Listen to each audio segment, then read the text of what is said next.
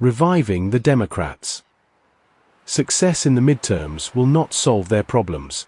Kenneth Werner, Washington correspondent, The Economist. As Donald Trump has taken hold of presidential power with both hands and begun testing the law from all angles, America's opposition party has floundered. Democrats lack leadership and direction. This will probably change in the coming year as they get their fight back. In the midterm elections, in November, they have a decent chance of retaking the House of Representatives. That would mark the end of the legislative phase of Mr. Trump's presidency and the start of oversight hearings, and could well mean a third impeachment. But even a good electoral showing for the Democrats in the midterms should not allay worries about their long-term prospects. The out-of-power party almost always gains ground in the midterm elections.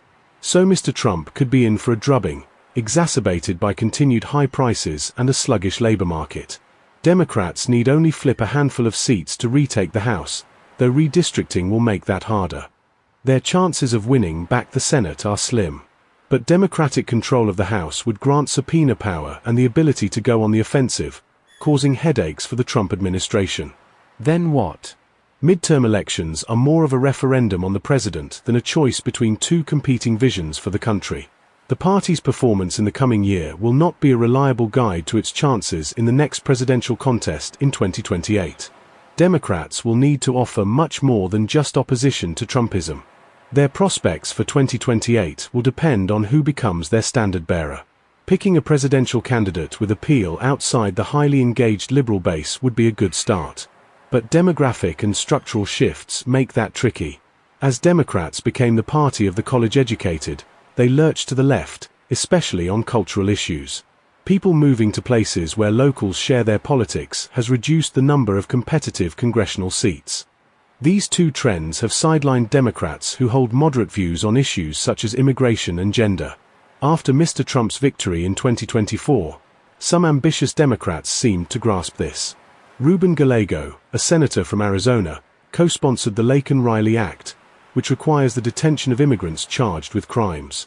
Progressives, he said, were largely out of touch with where your average Latino is.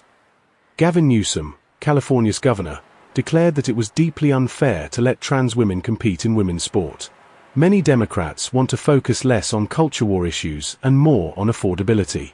Progressives, including Alexandria Ocasio-Cortez and Zoran Mamdani, want to raise taxes on the rich. The party likes to think it has a deep bench.